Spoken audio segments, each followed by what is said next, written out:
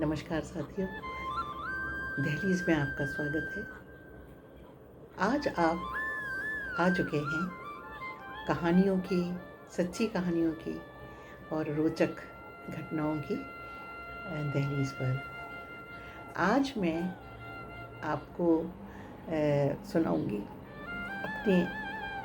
अपने ज़माने का, मतलब 70 के दशक की कुछ अपने संस्मरण जिसे सुनकर आपको अच्छा लगेगा और कुछ जानकारी भी मिलेंगी।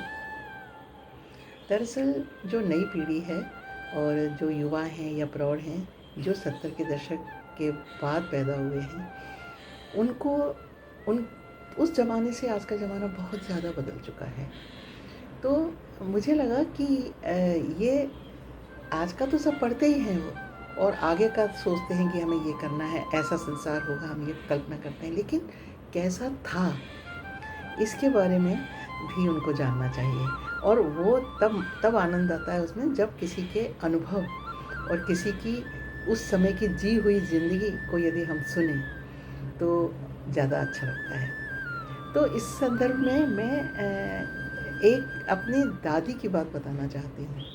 मेरी जो दादी थी बड़ी रौबदार महिला थी और काफ़ी लंबी चौड़ी रौबदार, और बुंदेलखंड की थी, वो बुंदेलखंडी थी। तो वैसे वो बहुत रौबीली थी और संयुक्त परिवार था तो बहुओं पर भी उनका काफ़ी अंकुश रहता था, लेकिन वो बहुत ही ज़्यादा डरती थी मरने से।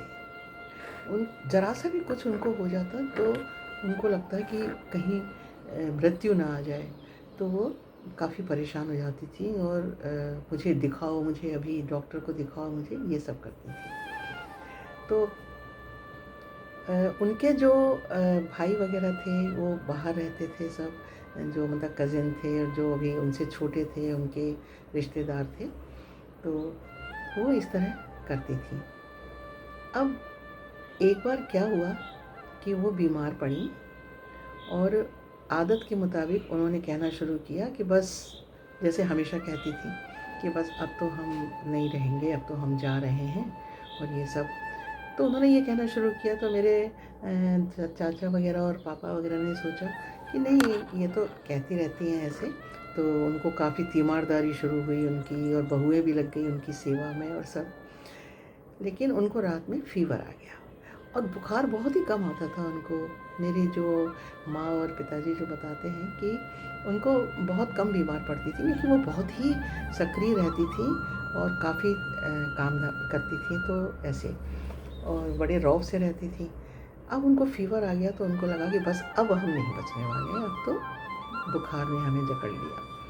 अब उनने रोना शुरू किया शाम से कि बस अब नहीं बचेंगे, और अब तो बुलाओ, मेरे बिलासपुर वाले भैया को बुलाओ, मेरे जबलपुर वाले चाचा को बुलाओ, अब बस अब हम जा रहे हैं और दुल्हन अपना ख्याल रखना, और हमने जो हमसे गलती हुई, हमने डांटा फटकारा तुम्हें, हमें माफ़ कर दियो बहुओं, दुल्हन, ऐसे करके।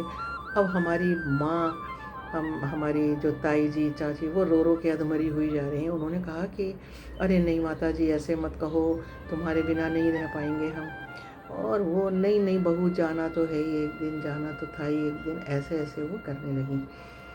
फिर सबने सोचा कि अरे थोड़ी, ये तो बात गंभीर सी होती जा रही है ये तो, और पीछे पड़ गई कि अभी इसी वक्त बुलाओ, अभी बुलाओ उनको, फलाने को, सबको। भाई उस समय ये तो सब होता नहीं था, तार वार दिया गया उस समय कि जल्दी से चले आओ, ये सब।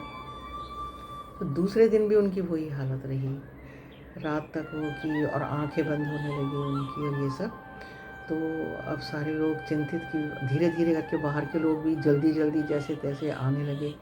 वो जो बिलासपुर वाले जो उनके भैया थे, जो उनके सबसे ज़्यादा निकट थे, तो वो बेचारे रेलगाड़ी में बीमार थे तो भी रेलगाड़ी में हिलते डुलते आए किसी तरह, छड़ी वड़ी लेकर घर पे।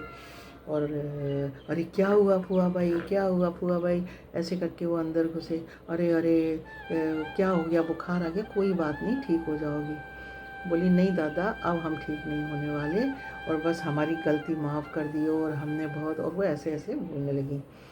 तो सब लोगों ने कहा कि अरे अब तो जाने का समय आ गया, पंडित से बात करो, ये करो, वो ऐसे वो लोग सब करने लगे। थी तो बहुत बुढ़ी थी ही। अब फिर भी हमारे जो एक चाचा थे वो गए जल्दी से और वैद्य जी को ले आए। वैद्य जी आए, सब भीड़ लगी थी उनके खाट के चारों तरफ और सब रो रहे थे और सब बहुएँ बेचारी सेवा कर रही थी, कोई पैर दबा रही है, कोई हाथ। सब लोग अलग गए, वैद्य जी आए तो सबको लग रहा था कि अब वैद्य जी कहेंगे कि अब दवा की नहीं दुआ की ज़रूरत है भाई, जैसा कहते हैं, और चले जाएंगे। तो वो तो एक औपचारिकता के लिए, एक फॉर्मेलिटी के लिए बुला लिया था कि भाई एक बार ये चांस भी ले लें कि जा तो रही ही हैं। तो उन्होंने कहा नहीं, ऐसा थोड़ा बहुत गैस वैस हो गई थी और पेट में, और बीपी थोड़ा सा लो हो गया था, तो उसमें ये होता ही है, तो हम ये दे रहे हैं, इसको दे देना। चूर्ण सा उन्होंने कुछ दिया और उन्होंने कहा ठीक हो जाएंगी कल तक, और कह के चले गए। जैसे ही वो गए तो दादी तो सुन रही थी ये सब। दादी ने बड़बड़ाना शुरू किया कि आजकल के तो ये वैद्य भी ऐसे हो गए हैं जो कुछ नहीं समझते हैं मरीज को और बस अपनी दवाई देते जाते हैं, इन्हें तो पैसा चाहिए, और वैद्य जी से कहना कि ऐसा ना करें, हम तो अब जा रहे हैं, और ऐसे करके। लेकिन दादी ठीक हो गई, और जब ठीक हुई तो सब अपने अपने घर चले गए। और मज़े की बात यह है कि उसके 1 साल बाद ही जो उनके भाई थे, जो 84-85 के थे, वो नहीं रहे। खूब रोई दादी कि हम तो 88 वर्ष के हो गए हैं और देखो हम भैया की ना रहने पे ना जा पाए, देखो। तो सब ने कहा कि भाई उन्होंने बुलाया नहीं, उनको नहीं लग रहा था कि वो जा रहे हैं, तो हम तो छोटी छोटी सी बात में कहने लगती थी कि जा रहे हैं जा रहे हैं। खूब रोई वो, ये सब हुआ। और फिर वो लंबी जी, और फिर कह रही थी कि हम 100 साल से पहले तो नहीं जाएंगे। उनको फिर पक्का विश्वास हो गया कि वो कितनी भी बीमार पड़ जाएं, लेकिन 100 बरस तो वो जिएंगी, जैसा उनके घर वाले की, उनके कुंडली की परिपाटी थी। लेकिन उनकी जो ये नियति थी, वो सेंचुरी होने से 4 साल पहले वो आउट हो गई। मतलब 96 साल की उम्र में दादी चली गई। लेकिन बाद में मुझे एक बात आपसे जो कहनी थी वो ये कि शुरू में तो वो बहुत डरती थी, लेकिन बाद में धीरे धीरे उनका डरना कम होता गया, और जब वास्तव में वो गंभीर रूप से बीमार पड़ी तो भी उन्होंने मना कर दिया कि वैद्य को मत बुलाओ। तो एक इसके पहले मैं एक और आपको घटना बताना चाहती हूँ कि मेरी एक ट्रेनिंग थी, तो उसके लिए मैं गई हुई थी बाहर, पूना गई हुई थी। तो वहाँ पर मेरे पास उस समय मतलब ये था कि फ़ोन आ गए थे, ये था 83-84 का टाइम। तो उस समय मैं बड़ी हो गई थी और वो तब दादी ज़िंदा थी।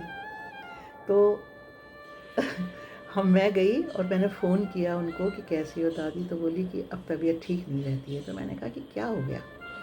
तो बोली कि बस अब जाने का टाइम है। तो मैं फिर हंसने लगी। मैंने कहा दादी फिर शुरू हो गया आपका जाना जाना।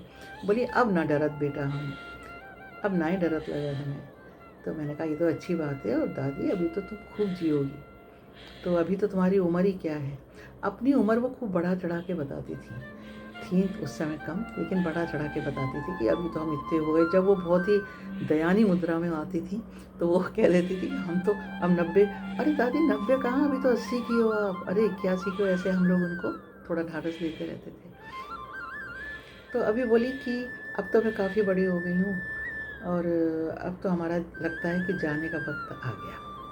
तो मैंने कहा दादी अभी तो 80-81 की हो, अभी तो ज़्यादा नहीं हो। तो वो बोली कि नहीं नहीं, अभी हम सच्ची सच्ची बता रहे हैं, हम झूठ नहीं बोल रहे, हम 85-86 के हो चुके हैं। मैंने कहा ठीक है, कोई बात नहीं, आप कहीं नहीं जा रही दादी, अभी तो आपको रहना है, हम लोगों की भी तो शादी आदि करनी है ना आपको, ये सब। तो इस बात पे वो खुश हो गई। उनको कोई ये कह देता था ना कि नहीं अभी तो आपको और ज़िंदा रहना है। लेकिन जब वास्तव में मरने का टाइम आया और तब जब वो काफ़ी बीमार रहीं 1 साल तक, तो वो फिर नहीं डरती थी। तो कभी कभी हम लोग उनसे कहते थे कि दादी पहले तो इतना मरने से डरती थी, और अब सचमुच में इतनी बीमार हो, उठ भी नहीं पाती हो, है ना, और इतना मतलब तबीयत ख़राब रहती है तो भी आप डरती नहीं हो। तो बोली कि ऐसा है कि आदमी भी कब तक जिए, जीते जीते जीते थक जाता है आदमी, ऊब जाता है। हमें भी अब ऊब होने लगी। तो मेरी मम्मी ने कहा, माँ ने कहा मेरी, कि नहीं नहीं ऐसा नहीं कहते, क्यों ऊब रही हो, हम लोग हैं ना सब, ऊबते तो वो हैं जो अकेले रहते हैं, जिनका कोई नहीं होता, हम तो आपके साथ हैं। तो दादी ने क्या जवाब दिया पता है? दादी ने कहा कि दुल्हन तुम सही कह रहे हो, तुम लोग बहुत अच्छे हो, लेकिन हम बस ये सोचते हैं कि जब तक हम तुम्हारा साथ देते रहे, तुम पे रौब गांठते रहे, तुम्हें सिखाते रहे काम, पूरा खाना बनाने का ज़िम्मा हमने अपने हाथ में ले रखा था, सब कोई आता था तो हम खुशी खुशी बना के खिलाते थे। अब हमसे कुछ भी नहीं बनता, तो अब हमें दुख होता है कि आखिर पड़े पड़े क्या काम के हम। तो इसलिए अब हम जाना चाहते हैं, और अब नहीं जीना चाहते। जो पहले की बातें थी वो तो बचपने की बातें थी, वो बोलती हैं। अब तो हम जाना चाहते हैं, और सचमुच में दादी चली गई। फिर आज मुझे उनका बहुत याद आती है उनकी, कि आज तो मतलब इतना लोग वास्तव में कई बार उठते हैं अपनी ज़िंदगी से कि अरे ये क्या है, जो माहौल देखते हैं, जो हालात देखते हैं आजकल के, तो ये। लेकिन पहले के लोग बहुत उत्साहित रहते थे, और इसीलिए उनको लगता था कि अभी बहुत लंबा जिए हैं हम, अभी तो हमने देखा ही क्या है ये सब। तो ये मेरी दादी की बातें थी। तो मुझे लग रहा है कि अच्छा लगा होगा आपको सुनकर। अब आगे मैं आपको एक रहस्यमयी कथा सुनाऊंगी, जो वास्तव में सही घटना है, लेकिन आपको लगेगा कि ये कैसे विश्वास हो सकता है इस पे, और वास्तव में वो बहुत अच्छी घटना है। आपको देखते रहिए, आप दहलीज पर आते रहिए, आपका स्वागत है। मैं वंदना शुक्ला आपसे विदा चाहती हूँ। नमस्कार।